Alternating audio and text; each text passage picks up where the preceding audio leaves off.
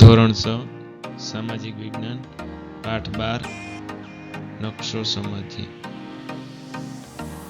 પહેલો પ્રશ્ન છે, દક્ષિણ પૂર્વને કયો ખૂણો કહેવાય? ઓપ્શન એ ઈશાન, બી અગ્નિ, સી નૈઋત્ય, ડી વાયવ્ય। જવાબ આવશે બી અગ્નિ।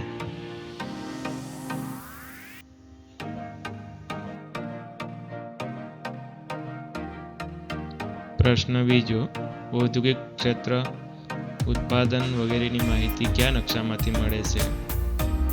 ઓપ્શન એ રાજકીય નકશો, બી ઔદ્યોગિક નકશો, સી ઐતિહાસિક નકશો કે ડી ખગોળીય નકશો। જવાબ આવશે બી ઔદ્યોગિક નકશો।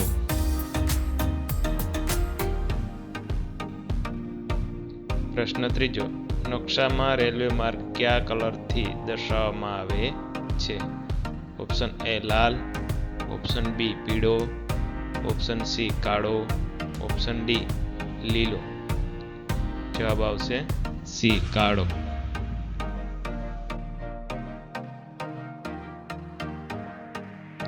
પ્રશ્ન ચોથો, ભારતની પૂર્વ દિશાએ શું આવેલું છે? એ હિમાલય, બી બંગાળનો ઉપસાગર, સી અરબ સાગર કે ડી હિન્દ મહાસાગર। જવાબ આવશે બી બંગાળનો ઉપસાગર।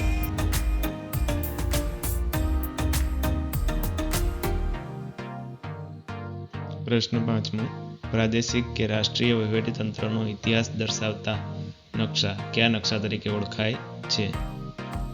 એ રાજકીય નકશો, બી ઔદ્યોગિક નકશો, સી ઐતિહાસિક નકશો કે ડી ખગોળીય નકશો। જવાબ આવશે સી ઐતિહાસિક નકશો।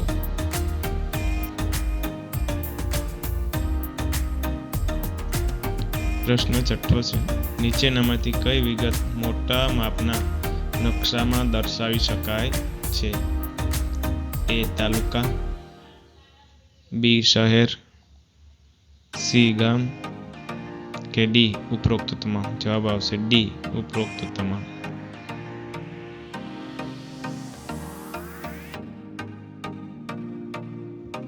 પ્રશ્ન સાતમો, પૃથ્વી અથવા તેના વિશાળ ભાગની બહુવિધ વિગતો દર્શાવતા નકશાના સમૂહને શું કહેવાય છે?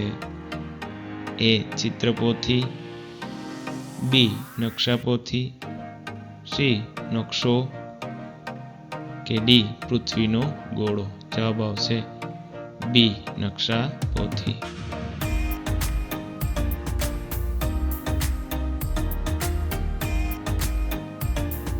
પ્રશ્ન 8, હોકાયંત્રનો ઉપયોગ કઈ જગ્યાએ થાય છે?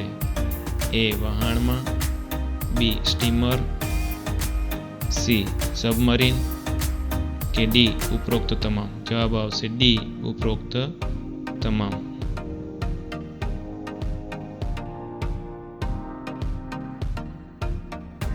પ્રશ્ન 9, પ્રમાણ માપ શેની મદદથી શોધી શકાય છે? એ માપપટ્ટી, બી દોરી, સી મોબાઈલ, ડી એ અને બી બંને। જવાબ આવશે ડી એ અને બી બંને।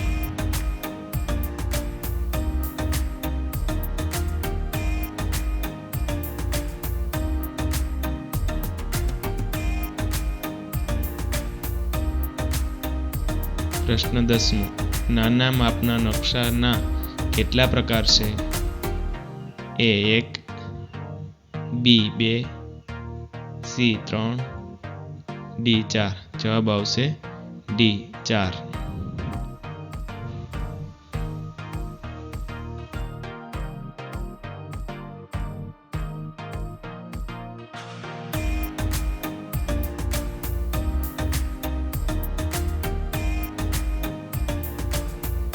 પ્રશ્ન 11, માપ પ્રમાણે નકશાના કેટલા પ્રકાર પડે છે? એ 1, બી 2, સી 3, ડી 4। જવાબ આવશે બી 2।